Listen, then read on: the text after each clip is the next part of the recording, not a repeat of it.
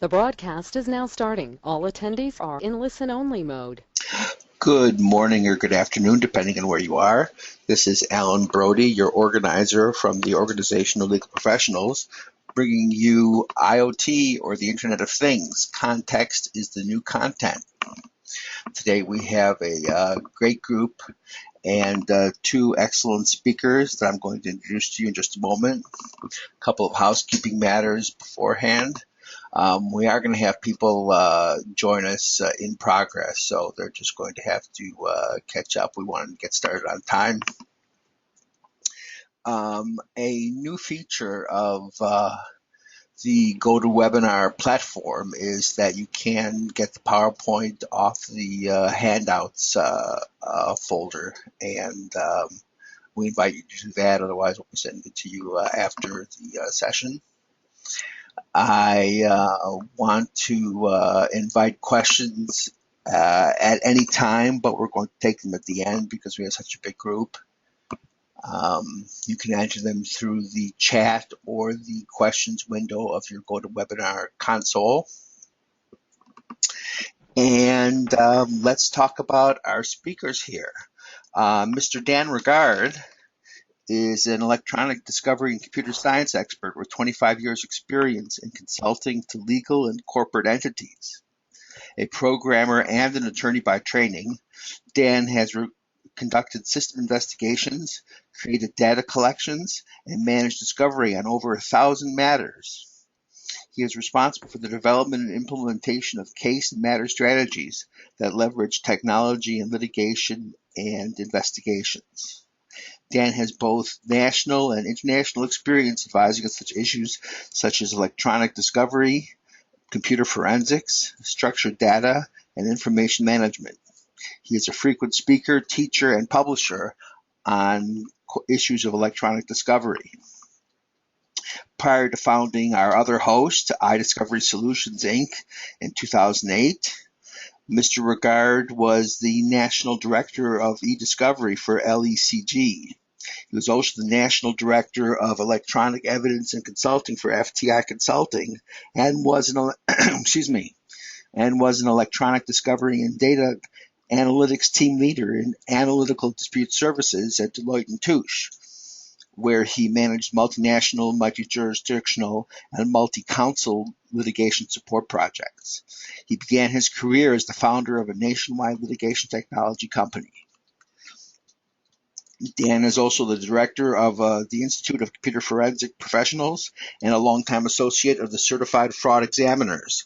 He is a member of the Sedona Conference WG1, Workgroup 1, Electronic Document Retention and Production, and WG6, Electronic Document Information Management, Discovery, and Disclosure, as well as a board member of Georgetown Advanced Institute for eDiscovery and a founding member of the Masters Conference Cabinet. So we welcome Dan to the OLP airwaves. We have speaking today Charlie Platt. Mr. Charlie Platt is a senior managing consultant at iDiscovery Solutions in Washington, D.C. He has over 25 years experience consulting, with corporations and clients on information systems development, infrastructure and analysis, digital forensics, cybersecurity and incident response, database administration, e-discovery cases, software analysis and development, and project management. He has consulted on projects ranging from large-scale forensic investigations to highly complex intellectual property and in systems analysis cases in the legal and e-discovery industries. In addition, Charlie has developed websites, applications and utilities for a variety of corporate needs, and has managed comprehensive, multifaceted collections, both in the U.S. and internationally.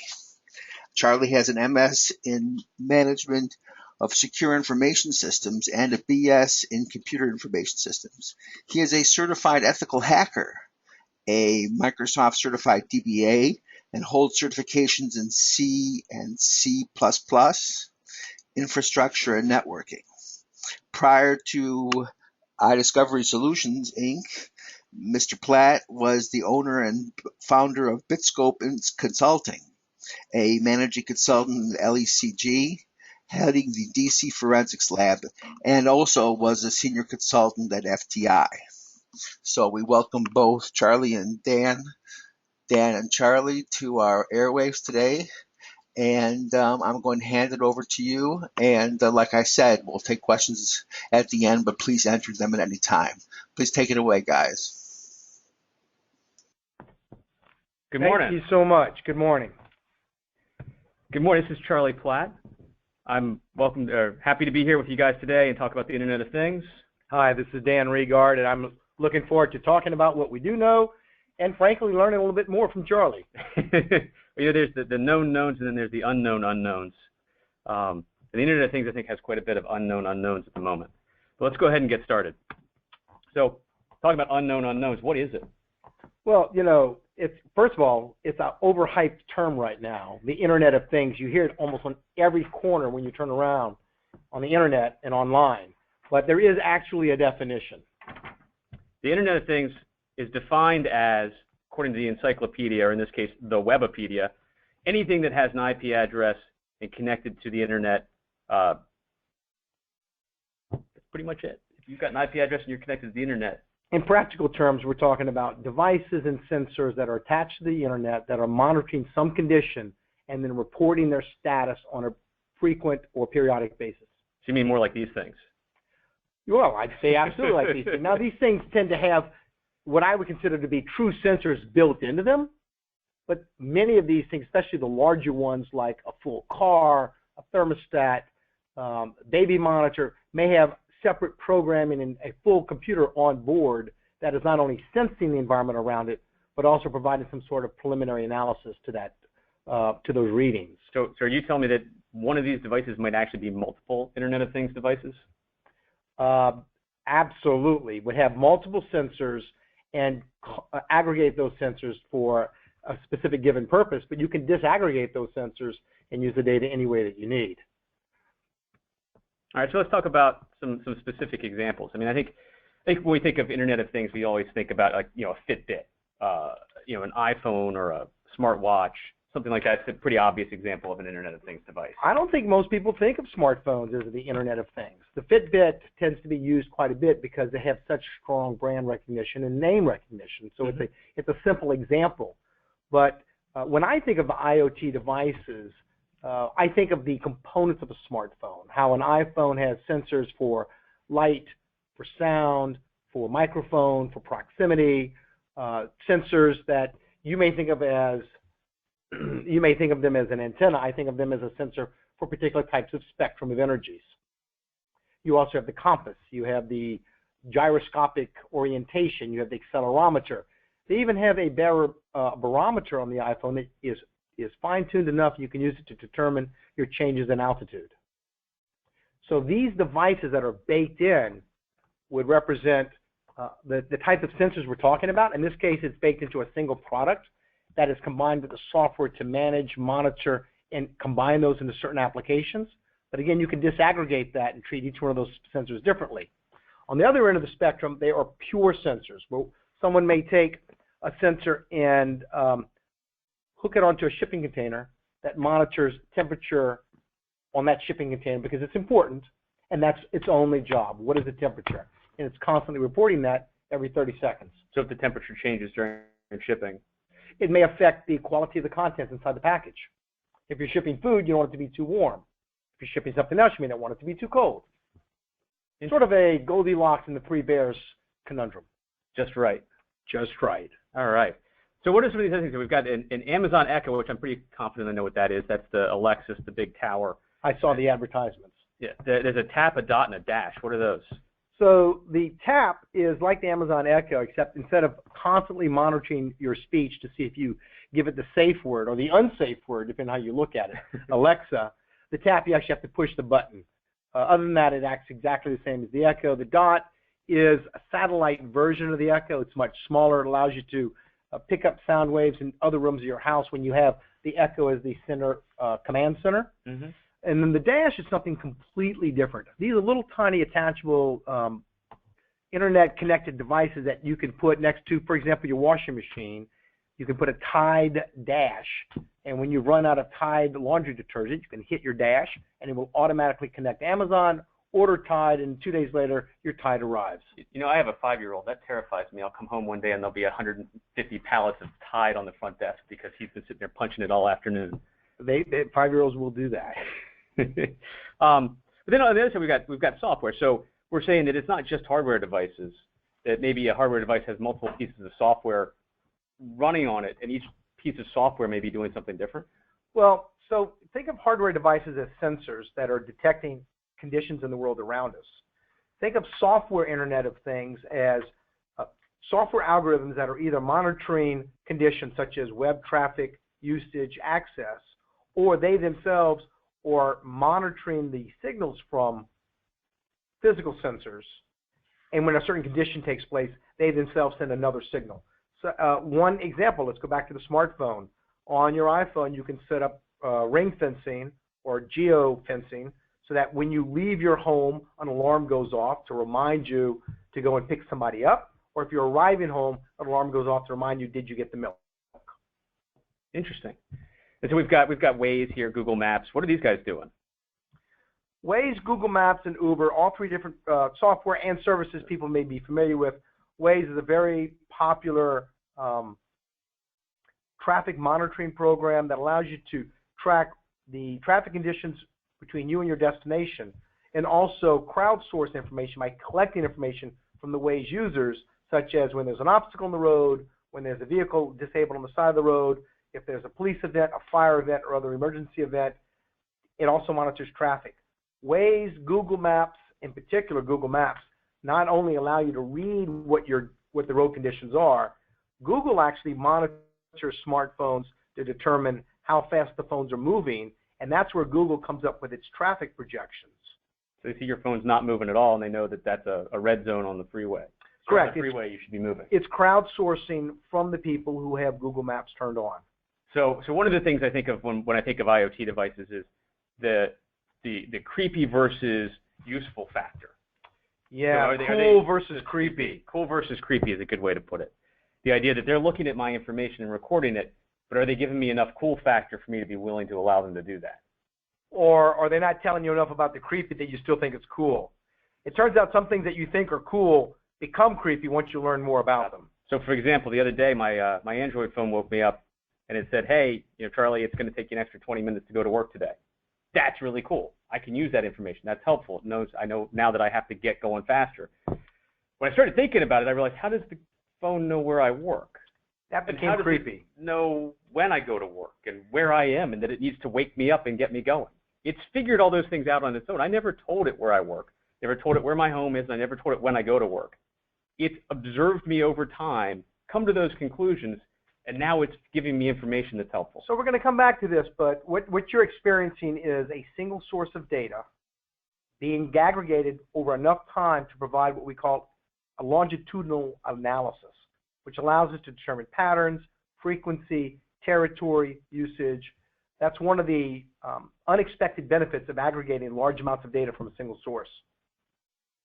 Excellent. So those are some obvious examples. Here's some other things that maybe we're not really thinking of as Internet of Things devices. We had this on the front page, the Google car. But what about a Jeep Cherokee? How's a Jeep Cherokee an Internet of Things device? Well, it's an Internet of Things in that we see Jeep in particular has made the news because it was hacked, but many car manufacturers are embedding computerized systems into their cars. We started with carburetors many years ago. We now have black boxes, GPS. We have Wi-Fi enabled cars. There are anywhere between 20 to 30 different data sensors in cars. We even have now manufacturers looking at sensors in the seats that can not only detect when you're sleeping or slumping over, they are so personalized they can tell if someone is sitting in the driver's seat who is not a previously authorized driver. So it has a security aspect. It has a usage aspect. Where it falls on the creepy to cool scale is yet to be seen. Then we've got things on here like electrical outlets. So I'm assuming they can see how we're using electricity. MIT has put together a device called Sensor, which you can plug into your electrical system in your house. If you have smart appliances, they will communicate directly to the sensor and allow you to monitor appliance usage and electrical usage. If you have appliances that are not smart appliances, it can still detect them from the way they affect your electrical usage and your wave pattern. And it, again, monitors your signal strength across your electrical bandwidth to provide longitudinal analysis of what you're doing in your house. And so with all this information, they can put together a pretty accurate picture of how I live my life. And the people you live with, and your economic strata, and your patterns of living and how they might pertain to your political preferences or your religious preferences. Interesting. And then on the other side, we've got infrastructure. So, you know, we talk a lot about IoT devices being something that personally that I carry, my phone, my Fitbit, maybe my watch, my refrigerator. What's infrastructure? Well, the infrastructure is we're building large arrays, extraordinarily large arrays of IoT devices for particular purposes that monitor not just your individual activities, but the activities of the entire community, the entire city, perchance the entire world. You look at your Nest. Nest doesn't just give me a report of what my electrical usage at my house is. It benchmarks me against my community. When you look at light bulbs, shipping containers, spoons, trains, casino chips may be the best example. The casino started several years ago replacing their standard clay chips with chips that have RFID chips inside of them. RFID chips are the same chips that you use in your building access card so you can swipe the access point and get access to your building. It has a little tiny zero battery computer chip inside of it that has an identifying marker. By putting these inside of casino chips, casinos can monitor the movement of chips down to a very fine granular degree of inches throughout the casino that tells them which tables are popular, how money is being moved from one table to another, and because you carry the chips, how people are moving through the casino. So the spoon's an interesting one I found. And this is more in here just to show the level that people will connect things to the internet. This spoon is connected to the internet and will provide you with information based on how much you eat, how much each spoonful weighs, how many calories it believes is in it, and how fast you eat to help you live a healthier lifestyle. You know, my grandfather used to have a spoon like that. It had a battery in it and a light, and it would tell you how long you were supposed to chew. It was a type of a diet approach. The more you chewed, the less you would weigh. I think he had 4 of them. He was a big fella. The fact that they've taken that idea, almost a retro item from our past, and updated it by making it internet aware is interesting. We're going to see a lot more examples like that in the years to come. All right, so let's see what do we have next here. So we've talked about a little bit about what it is. What isn't it? Well, if the Internet of Things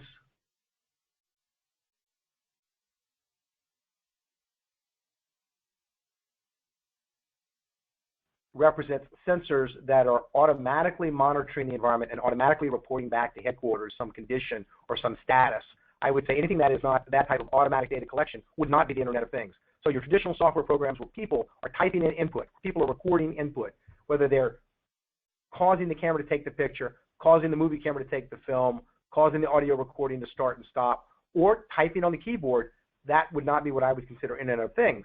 However, note that a lot of those, frankly, all of those systems create some type of metadata. And the metadata that they create is extremely analogous to the data created by the Internet of Things. So you can take email systems, for example, and just look at the metadata. And by treating the metadata as if it came from an automaton or automaton, you can use the same techniques and analyses we use with the Internet of Things to do longitudinal studies, to do data intersection studies, time pattern studies. It really becomes interesting once you do that. So we can take some of the metadata that we're getting out of traditional systems like, say, email, and merge that in together with data that we're getting out of IoT to paint a more vibrant picture. We're currently doing that on a large number of cases, and it's having a powerful effect on how attorneys can understand the chronology of events and the narrative in a given story. Interesting. So we're not replacing all of our old data. We're augmenting it. We're not replacing it. We're not just augmenting it. We're beginning to appreciate the deeper levels of information that used to be considered the throwaway packaging, the metadata. Now we're realizing that metadata, especially in large quantities, has tremendous value. So when the NSA tells us they're just collecting the metadata, we should actually be worried. That's not. You should never have not been worried. So quick, let's take a look at the past. The past of the Internet of Things. If you believe it or not, 1990, the first device was connected to the Internet. Toaster. Gentleman demonstrated turning the toaster on and off via the Internet. This actually predates the first web page. That's definitely the first Internet of Things in terms of connecting to the quote-unquote Internet. It's not the first sensor we've ever created that could report back to headquarters that some event had taken place between electrical sensors, light, and using light transmissions. But yes, that's the first item connected to the Internet that did something. That was controllable, yeah, that had some sort of interface. And then we go with, I don't know if anyone's heard of this, the ambient orb in 2002 is the first commercial device. I want to go back to the toaster. Here's what I'll say the toaster was not. It was controllable by the human, but it wasn't reporting by itself its condition back to the human. Now we have toasters that are connected to the Internet that do have bidirectional interaction. And recently in England, a whole set of these toasters were discovered to be susceptible to hacking. And it was used as a backdoor to get into home Internet systems. But that may be for a different talk. I think we touch on a little cybersecurity later on because that's very relevant to this.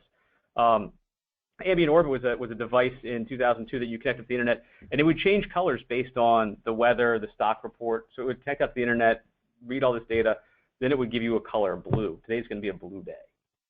It give you a sense of the environment of the world through the Internet. 2003, RFID. DoD and Walmart start to require from their top suppliers that they use RFID technology. Remember, Walmart was the company that really championed the use of barcodes in the first place. So moving from barcodes, which was a highly automated system but required manual intervention, to RFID, you want to take inventory on a shelf that has RFID chips, you just walk down the aisle with an antenna, or, as Walmart has done on occasion, you just put an antenna on the shelf and you're monitoring inventory constantly. That transforms the business from being a retail product business to a shelf space cash flow business. How can you maximize the amount of money you're earning for each square foot of shelf space? My understanding is that with this, Walmart was able to do away with warehouses. They were able to manage their inventory so cleanly. I think they've reduced the number of warehouses. I don't believe they've removed all warehouses, but the goal is still out there.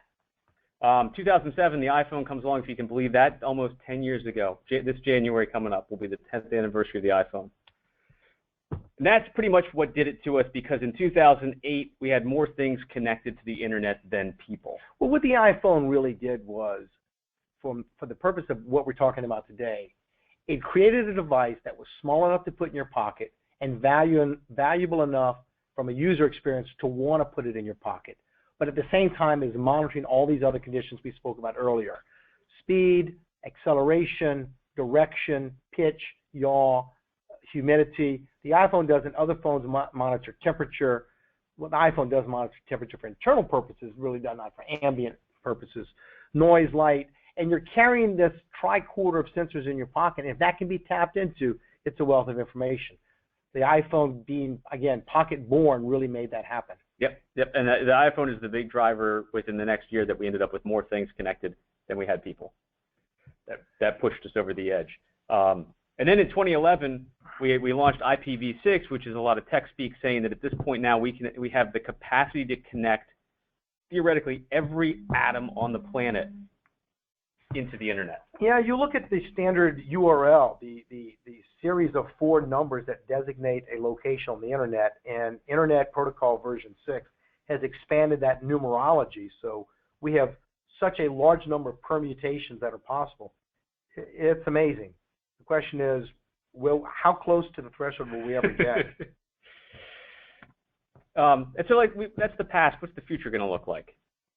In 2015, we spent about $655 billion in development for IoT devices. There are about 6.5 billion IoT devices in the world and about 50 billion sensors. That seems like a lot to me.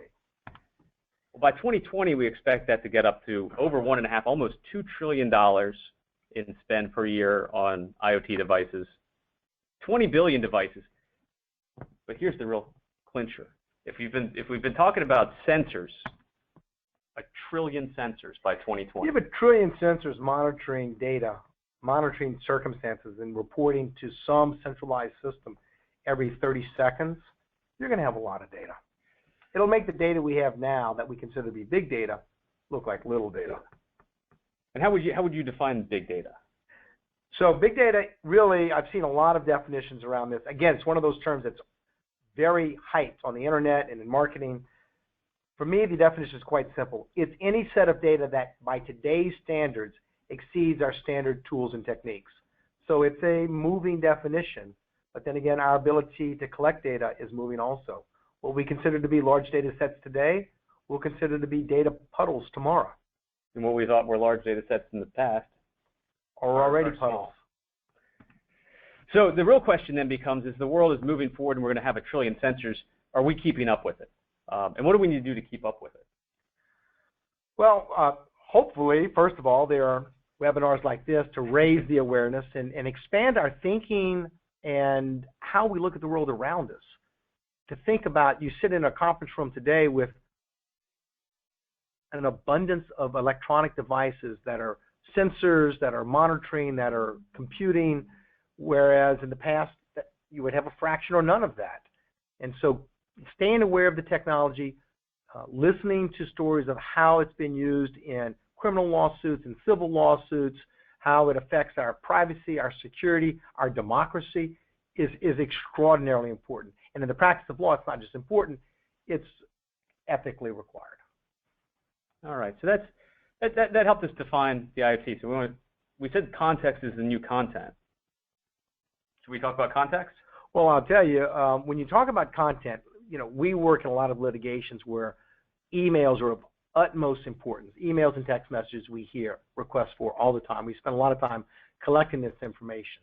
And it's important, and the parties are right to spend time on them. But the Internet of Things is collecting information that is objective rather than subjective. And if the data tells you that a person was in location A at time B, it really doesn't matter what they say where they say they were and when they say they were there. We have the data that shows where they were and when they were there. So from that aspect, the context, the metadata, the Internet of Things data is more relevant, more accurate than the subjective recollection of the witness. Are you saying that I could be sitting in a bar at 5 o'clock and texting my wife saying I'm still in the office? I'm not going to get into the relationship between you and your wife, but if you're on the clock for the employer, I suddenly care. So that you're saying that the content of my message may not accurately reflect the context of where I am. Well, I mean, we're getting into a discussion of whether it's malfeasance or misfeasance, but what we see quite often when we get involved in cases where we are dealing with billion records related to Internet of Things type sensors, comparing those objective records to subjective entries of time entry, invoice duration, assessments from the field, we're finding that there's often more discrepancy than correlation. Interesting. So what we're talking about here is we're saying that the IoT is the opposite of virtual reality. So I guess virtual reality is that we put on a headset and some equipment and we go into a virtual world. Yeah, Tron. Exactly. So how is the IoT the opposite of that? Well, rather than putting the person into the artificial world, IoT is really taking the world and putting it into the computer. So we're actually capturing the real world, the actual world. What's really interesting is when we intersect those two concepts and we use the IoT, sensors in the real world, to monitor and map out the real world and the real world conditions, bring that into a computerized model, overlay graphics, put that on a 3D virtual reality screen, and now you get the augmented reality, which is sort of like the applications that came out 2 or 3 years ago. You could ask where certain items were in New York City and hold up your iPhone, and the video would be on, and you would see the street scene, and it would overlay graphics with arrows, turn this direction to get to the subway. It's pretty cool. Interesting. So that sort of ties into the idea of what Google Glass was going to be. Well, it just Google Glass was an initial prototype system. It served its purpose. I'm pretty sure Google is still working on what the next generation of Google Glass is going to be. Interesting. So, okay. So the context is sort of this ancillary information that we're talking about around the event. It's not the event itself. It's all of the extra information, the metadata. But that's what we talk about all the time right now in the practice of law. You get a document, the document says something, but not understanding the context of that document really strips it of all of its additional meaning. A letter from person A to person B that says, let's make the contract happen, doesn't really help you unless you know what contract they're talking about, what the relative roles of those two people are, if there's a time constraint, if it's a legally enforceable contract, etc. The context is what everybody always wants. Now we have a way of digitizing that context and making it accessible, at least to those attorneys with the right tools and the right techniques. Interesting. So we can get information about where people were, what they were doing, who they were meeting with, all recorded. Well, that's what we get when we look at what was recorded. When you start to analyze it, now you start to see trends, patterns, territories. You get into issues of causation, correlation, even credibility. That sounds pretty powerful. So this is a quick little animation about how we do that. When we bring the data in, we think of it in 4 blocks, and we call those 4 blocks POL. They're people, objects, things like our devices, locations, GPS information, where were we? And when we bring all of these together, we have events. Right. I mean, an event is where a person interacts with an object at a particular location. Okay. I would add to that time and date. But once you have those things lined out and you track your events, you're setting yourself to do a tremendous amount of longitudinal study and chronology studies. And I could get into the detail of exactly how that's done from a computer science and database perspective, but quite frankly, I would say that 85% of the people on this call really don't care about that at all. But if you're one of the 15% who wants to know how the database systems are set up and how these analyses take place, I'm glad to explain it after this webinar. Please reach out and let me know. I think you explained that to me one day as I want to go to Hawaii. I don't care how the plane works, but I know I'm going to buy a ticket and I'm going to go there. But if you want to know how the plane works, I'm happy to explain it. Exactly. It's a pretty cool airplane. And so what we do is with these events, we bring them together into a common thread. We can do a timeline. We can put on that timeline the various pieces of information we have. So when were you on the clock? When was your GPS moving? Did you have any customer visits? Did you make any personal phone calls? And did you interact with the company systems? And we get done with that, we start to have a pretty good pattern of how your day folds out. Well, you can see how an employee or a given person interacts with various systems. Again, here, some of these data systems you're talking about might be automatically recorded, some might be manually reported, and then we can start to talk about the credibility or the reliability of the manually reported systems by how credible they are when compared to the automated systems. So in this, we're folding into Internet of Things with some of that traditional IT. Correct. So really, why do I care? Is this important? Well, I don't know if it's important to you, but I can tell you for some of the cases we're working on, it's extraordinarily important because it is an entirely new universe of evidence that is extremely accessible, it's understandable, it's objective, and it can lay down very granular stories of the narrative as to what happened, whether you're talking about what happened in a half an hour for a slip and fall case, what happened over 10 years for an employment case. It tells that story. And to ignore that evidence would be to rob yourself of that ability and that insight.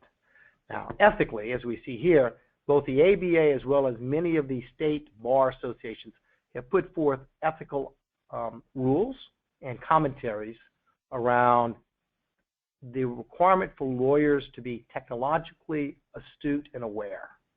It doesn't say the Internet of Things, but it does raise our obligation for technology. So the ABA model rule 1.1.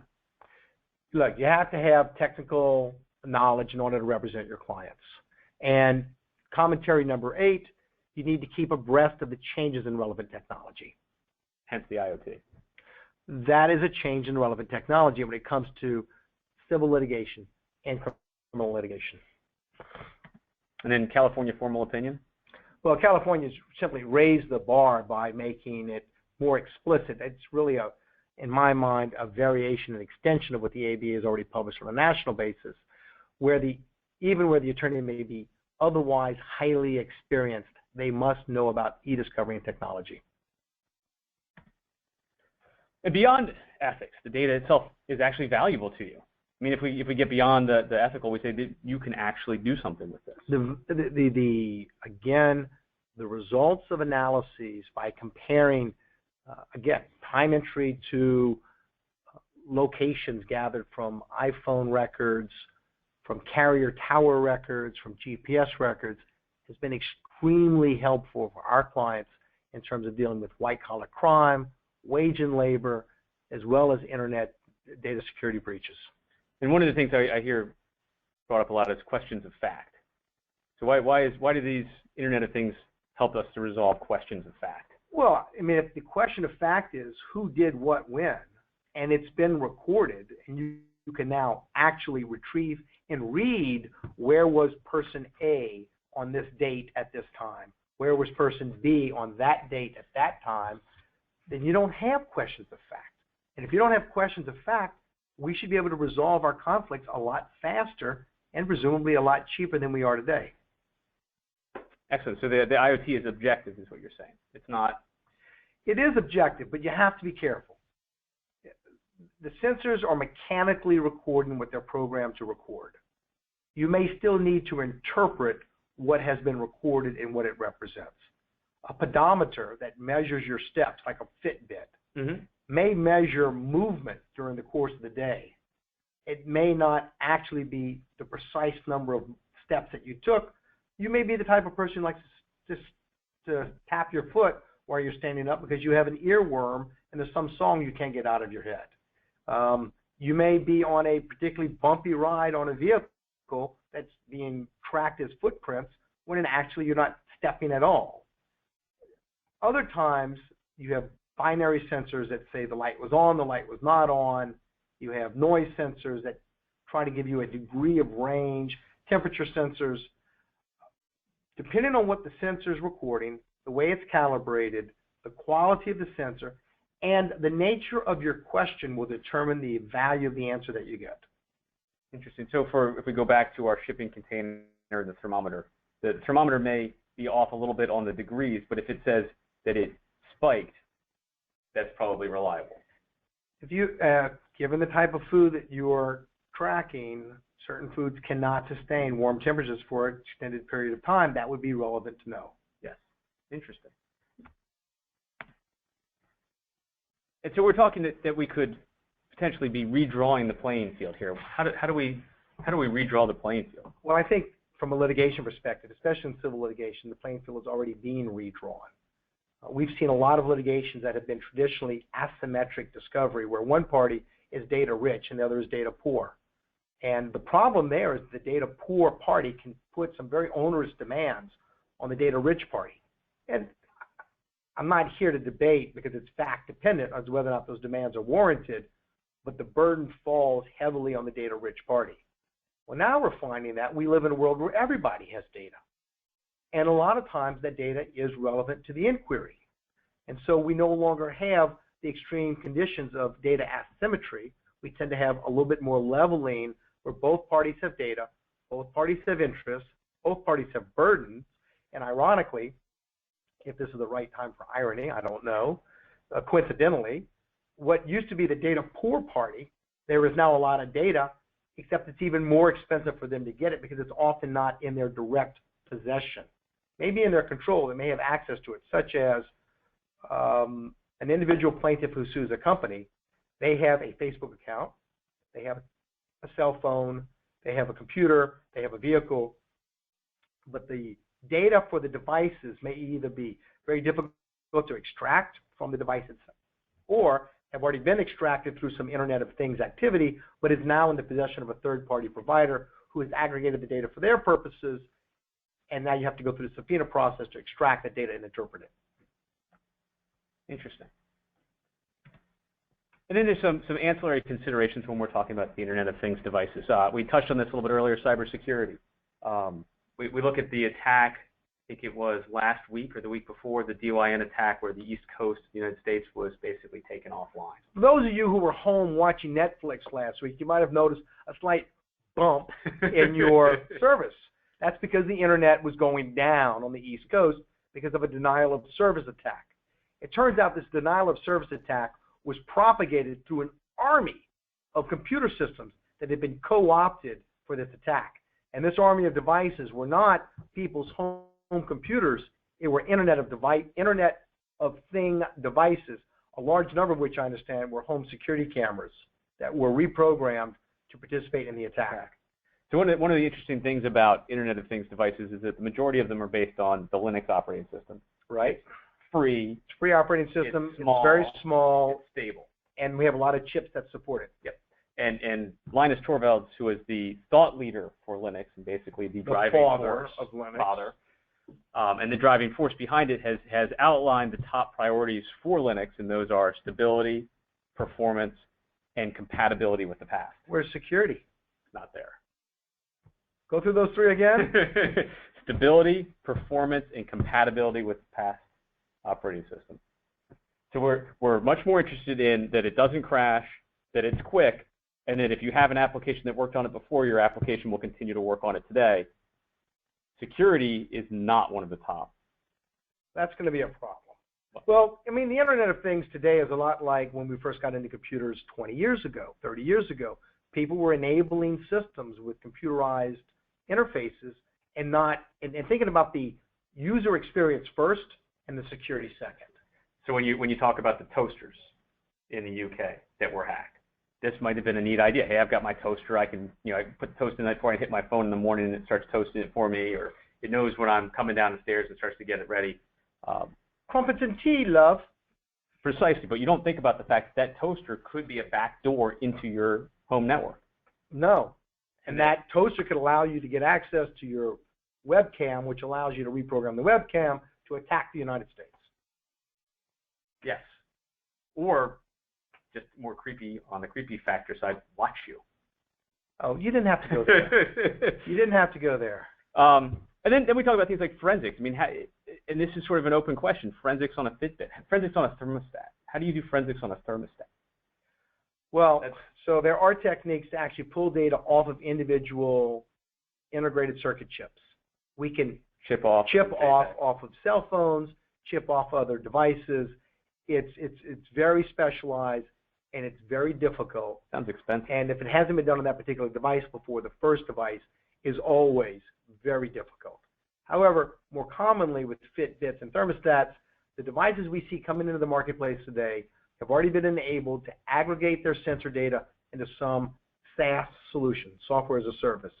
So you have a cloud-based third-party provider that's helping you aggregate your data. If I needed information from my Nest, I would probably go to the Nest company and serve a subpoena on them for the historical data related to my account. So we'll go to the aggregate as opposed to going to the device. Correct. Now, you're not always going to get everything at the aggregate that the device has. But again, that's a fact-specific inquiry. And then we're talking about big data. That this is if we've got 1 trillion sensors in 5 years, there's going to be trillions of data points is an understatement. I think we're going to start seeing that the data becomes aggregated much sooner, and it's the aggregated data that starts to be saved. And just like in e-discovery today, we have different time frames where certain types of data is available. For example, you may have all of your spam and discarded email available for 30 days, but then it's really, really gone. You'll have different types of information available for 30 seconds, 30 minutes, 30 hours, 30 days, 30 weeks. So we have very discrete data for a very short period of time, and then more sort of aggregated data going back further and further. Yeah, we don't want to be moving around trillions and trillions of pieces of data every second. We already are. We don't need to add to that. And then we need to have sort of the mindset when we're approaching this. Well, I think just recognizing that we live in a world where it's more likely than not that something was recorded really expands your imagination on how would you then solve a mystery if you wanted to use recorded data to do that. If you knew that information, that GPS data was available, or that certain information about the case was available, would that help you argue? I think today you should start with the assumption that it is, you just don't know where, rather than the assumption that it isn't unless proven otherwise. Right, then we want to talk about a quick case study. Well, sure. And an instance where we're actually pulling some of this information together. The Fortune 50 company, over 1,000 class members, almost half a decade of data, dozens of systems, billions of data points, and we're looking for off-the-clock work compensation.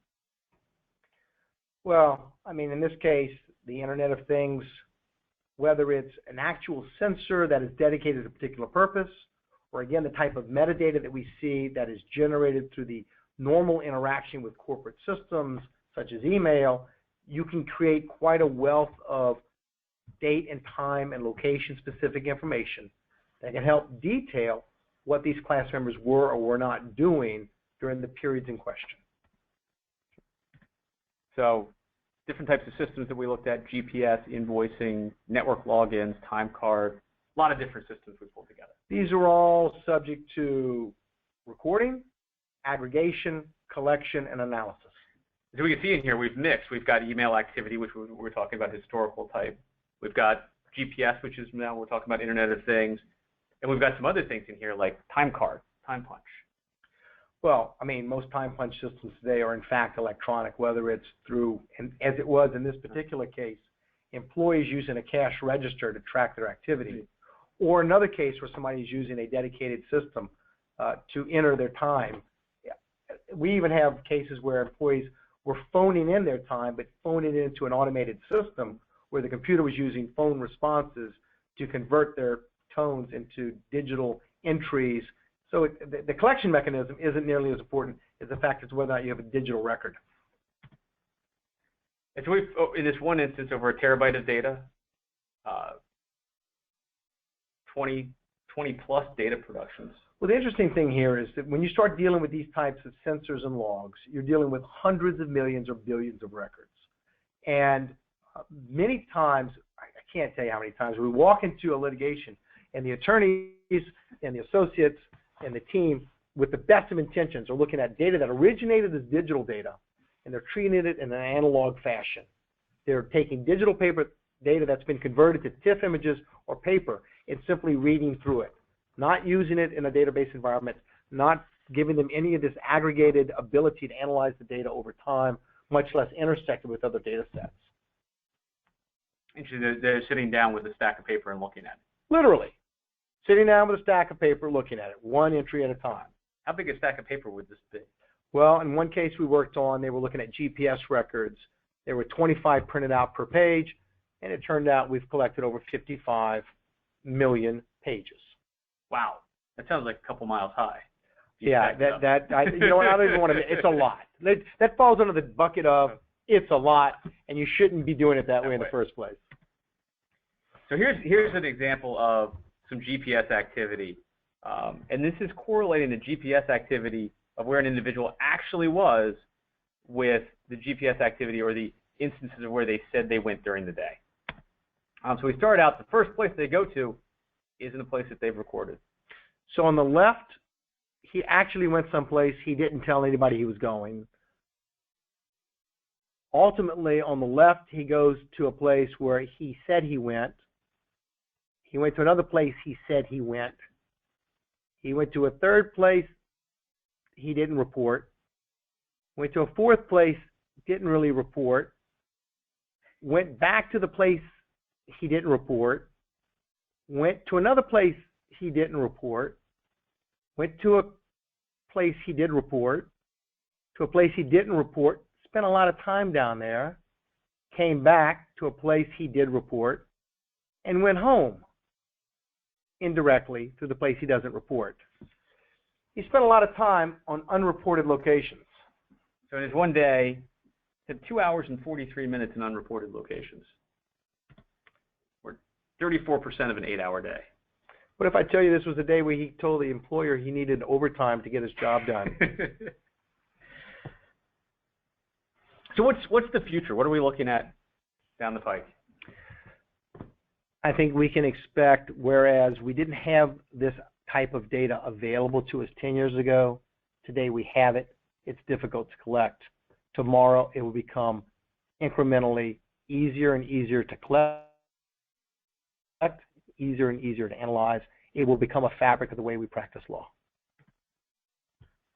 So this is a picture Apple recently announced their connected home project.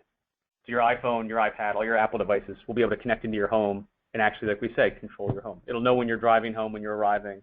Well, like many things Apple does, Apple didn't invent this. They're just making it better. They did the same thing with the Health Kit, where they put hooks into their software for hundreds of different types of health monitoring aspects, anywhere from pulse, temperature, blood, sugar content, to your vitamin intake on a daily basis. Here, they're doing the same thing for the homes.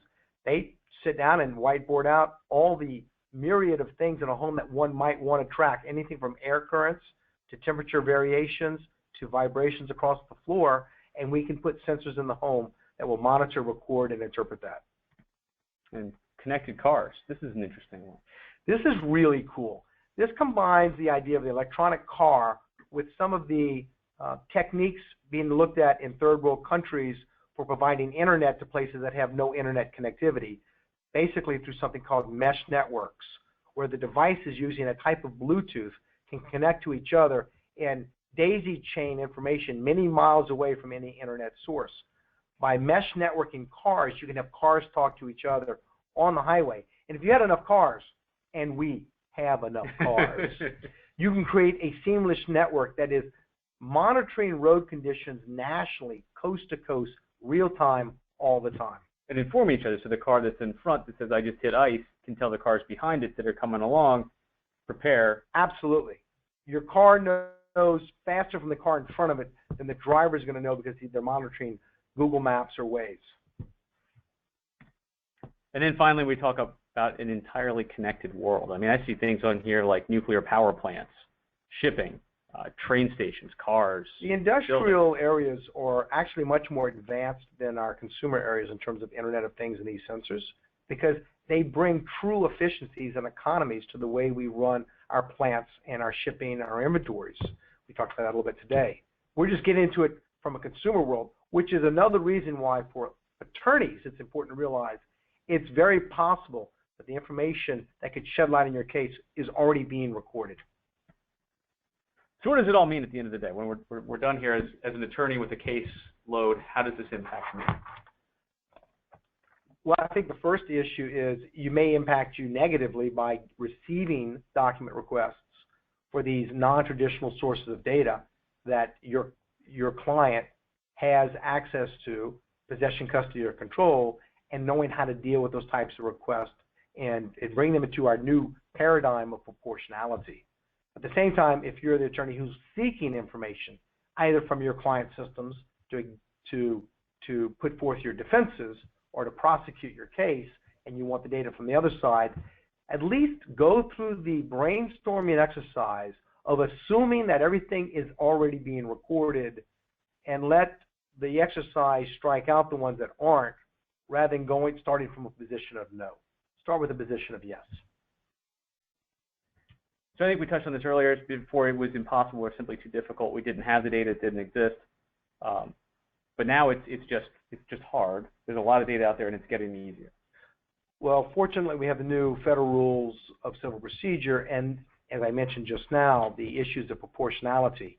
You're right. We went from a dearth of information or a complete lack to today. We're not on top of what it can do, but we're already understanding that there's more than we can handle. So we need to be proportionate in what we decide to include in our scope of analysis. You looked at a case a few slides back that had 10 or 11 different sources of data. For those employees, there probably are 36 sources of data. Not all of them equally accessible, not all of those in control of the employees. Finally, there's a point on here, liabilities becoming assets. Companies are transforming static infrastructure like doors and windows and fleet vehicles into data gathering machines that help them dramatically improve their profitability and their efficiency as an organization. That turns the liability into an asset. At the same time, from a legal context, your assets become liabilities because you can be now responsible for the collection, the shepherding and the husbandry of that data, the custodialship of that data through the litigation process.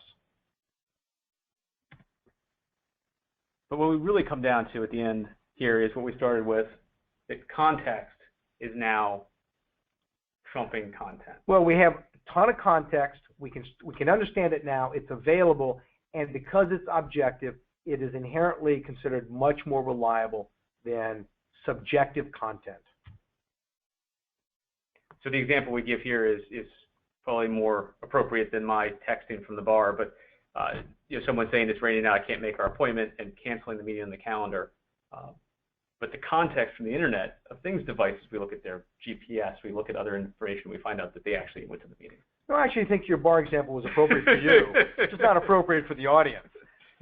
Yes, we have consistencies and inconsistencies that are disclosed when you look at this metadata. All right. I think we're running out of time, but we're ready for any questions. Hey, I've got a couple ready for you, and I encourage everyone to get them in at this time. The first question is, I thought that, can you hear me okay? We can. Okay, good. The first question is from Jeffrey, and it's that I thought the Coke machine at Carnegie Mellon was the first item connected to the internet, ARPANET at the time. What was the significant difference between that and the toaster? The toaster was a one-off device that was created simply to show that you could connect physical devices to an IP network and control them. It was not a commercial device. It was not actually in production or being used, but it was being shown as a sort of a proof of concept. Okay. The rest of this question is also, don't you feel the expansion of residential broadband was a big player in the evolution of Internet of Things? I would definitely agree with that. I think that persistent connectivity has changed that and made it much more attractive, much less expensive, and has enabled people manufacturing Internet of Things devices to worry about the device rather than the connectivity. Mm-hmm. Okay, next question. Especially when you've got. Go ahead. You go ahead. I was going to say, especially when you talk about, you've got residential broadband like your FiOS and your Comcast cable and things like that, but you also have your wireless broadband, your LTE, which is connecting all of our phones and other devices, our cars. So I think it's the combination of the two, that the ubiquitous ability to connect and connect it at high data rates. Okay. Next question. Do you feel that for the time being, that information from an Internet of Things device based on Linux where you discuss security issues is sufficient to prove a point, or should simply supplement more traditional evidence? The rape case in Pennsylvania comes to mind, where Fitbit data regarding sleep, often unreliable, was used with the absence of footprints in the snow to determine the claim was false. I think anytime you can correlate more than one device, more than one piece of information together, you build a stronger case. So is one specific piece of information from one device enough? It would depend upon the device and the type of information. If you have multiple pieces of information that are all telling you the same story, that becomes more and more compelling, especially the more devices you can add to it or the more pieces of information. And I think it goes back to what we're talking about, sort of blending in some of the traditional IT systems, email and infrastructure and HR type systems together, along with IoT, to tell a full tapestry as opposed to just looking at one specific device or one point. I think there was a little bit more to that Fitbit story as well. She claimed that she'd been assaulted in her sleep, I believe, and the Fitbit showed that she had consistent activity consistent with walking around her apartment at the time she said she was sleeping. Question. What are some pertinent data privacy considerations in the U.S. in preserving this information?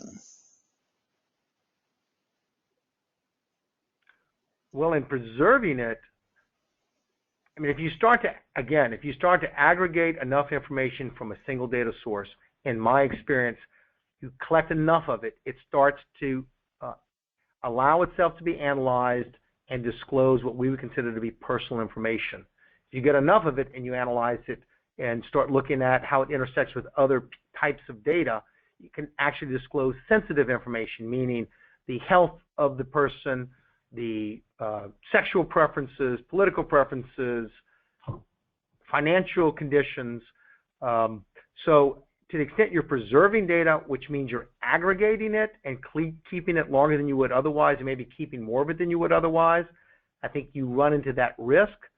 But most of the times, by the time you get into a preservation mode, you're also in a legal mode, and most of the clients we work with are already thinking about data security concerns. The real issue then comes when you receive a document request and you produce the data to the other side, and understanding that it contains private or sensitive information, or information that can lead to private or sensitive analysis, and how do you properly protect that data that you're producing through protective orders and confidentiality orders. Next question. Are you aware of any situations where Internet of Things sensor data had to be collected for litigation purposes, or any judicial opinions that have opined on preservation or production format of Internet of Things data?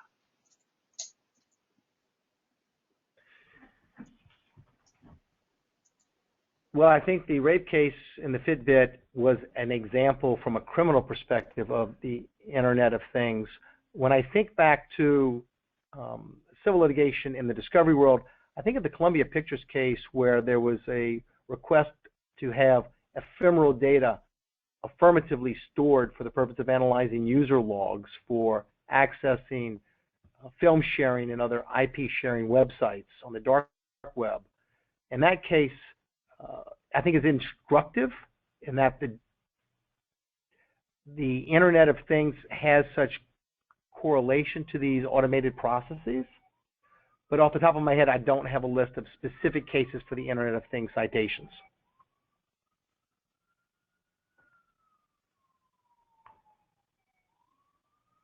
Next question. What steps do corporations need to take at the onset of litigation to preserve the Internet of Things?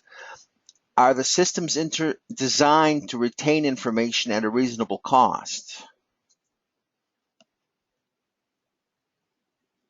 Well, I think reasonableness is a facts-dependent question. Where we find ourselves often is in a brainstorming session, as I mentioned, with counsel, thinking about what areas of information would be helpful both to defend the case as well as prosecute their claims. And we move out from there.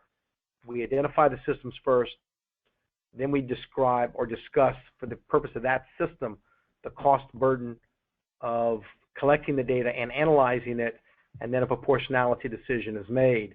If it's data that's been requested or might be requested by an opposing party, typically there's a discussion of whether to bring that up affirmatively or wait for it to be addressed by opposing parties.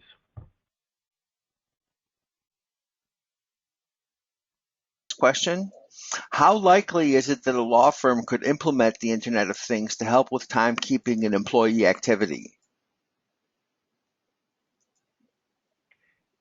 All the tools are currently available. The subject is some degree of interpretation, but I don't know if the Internet of Things is going to help in that particular situation. Lawyers and other knowledge workers, their physical activity is not always reflective of whether or not they're working on a particular issue or not. In fact, it can be inversely proportionate. How much they move might be inversely proportionate to how much they're working on a particular project. So the Internet of Things is there to monitor employee actions and activities and movements. I don't know how reflective it would be of actual timekeeping records. Okay. Last question so far. What about preservation and the language you need to use when requesting information to make sure all your bases are covered and there's no loophole where the defendant can say you didn't request that in the proper format?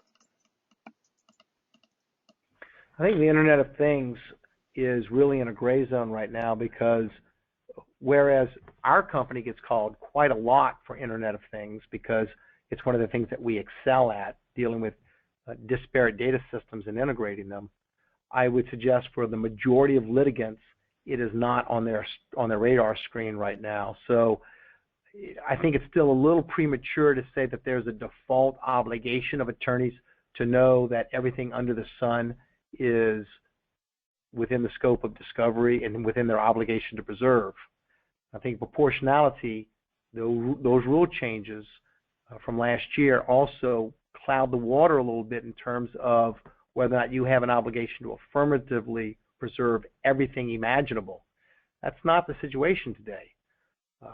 The compounding aspect is also when Internet of Things devices are propounded by third parties, those third parties are often already doing some type of aggregation, so the data may not be quite as fragile as you might once have thought when it came to computer forensics and user data. Complex question, it's got a complex answer. I think the bottom line is it's not yet mainstream enough to be a default obligation, but it's certainly available enough to be an advantage if you can see it and leverage it early in the case. Okay. How about any suggestions on how to collect low-hanging fruit Internet of Things data, such as text messages? Well, I would consider text messages to actually be content-driven, but the metadata around text messages definitely to be more analogous to Internet of Things. In terms of tips for collecting that, text messages still tend to be fairly expensive. They are on a device-by-device basis. There's no current systemic method to collect many text messages from many devices at low cost. So I would be selective as to which, I'm going to say which custodians warrant that level of treatment. So if you're in a lawsuit that involves 25 or 35 custodians, you may identify 5 or 10 who were really relevant and were using text messages. And in that case, I would act quickly rather than slowly because the information can be helpful. Yeah, and I think when you talk about text messages and you talk about pulling them off of mobile devices, you also step into the area of forensics and full capture of the device, not just the text messages themselves. The interesting thing about text messages are, by themselves, as with many of our devices we have today, the user functionality around text messaging is spectacular. You send a message and you get a response. If you have an iPhone and you send a message, you actually may not know, unless you understand the color scheme, which messages were sent through your SMS, through your cellular carrier, and which ones are routed by Wi-Fi through Apple's iMessage system, because they appear through the same conversational chain. So not only can it be difficult to collect from the device, those messages may have taken very different routes to get from point A to point B.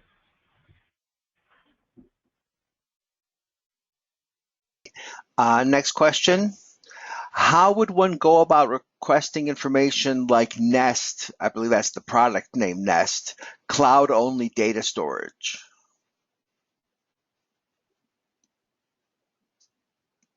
I would start with a subpoena to the person who was in possession of the Nest, because I haven't done Nest discovery per se, so I'm a little out on thin ice right here.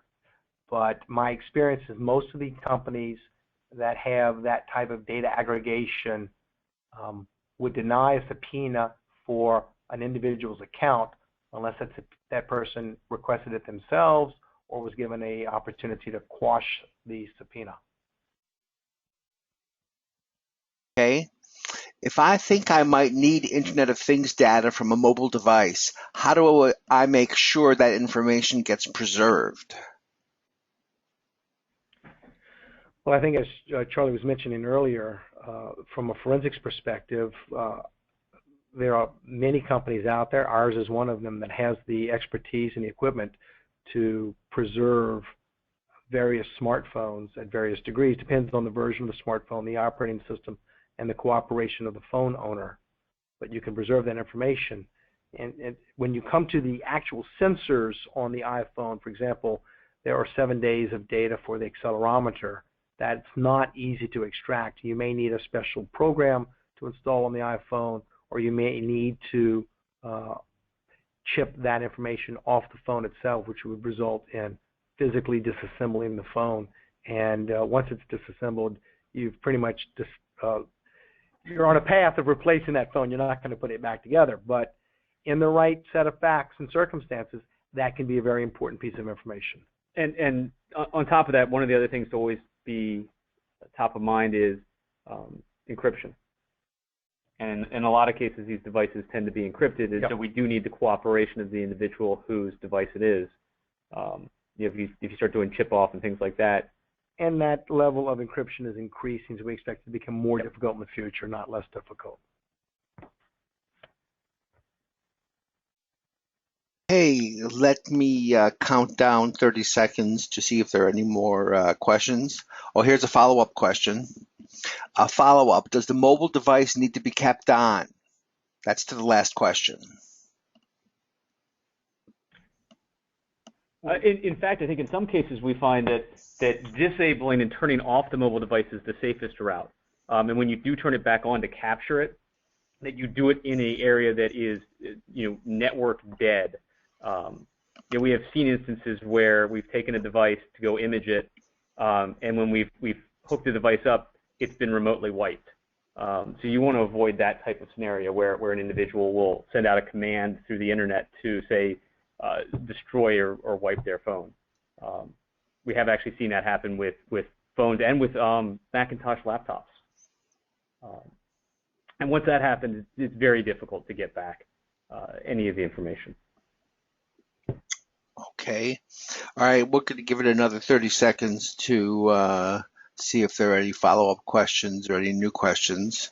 In the meantime, I want to thank you both, Dan and Charlie, for an excellent presentation. Thank you for having us. This was a pleasure. Okay, let me just give it a couple more seconds here and see if we have any more questions. But we really appreciate your participation. We appreciate our attendees' participation. And we've had a lively conversation here. We have a comment from Daniel. This is Daniel Lim from Shook. Good job, guys. Smiley face. Thank you. Thanks, Dan. All right. Next comment, great subject. Thank you for the presentation. And I think that's about it. Thank you very much. We're at the hour and 15-minute point. And we proof of CLE for purposes, we'll be sending that out for CLE purposes. So that'll be taken care of by the OLP. Thank you very much, everybody. Have a great rest of the day. Thank you. Thank you.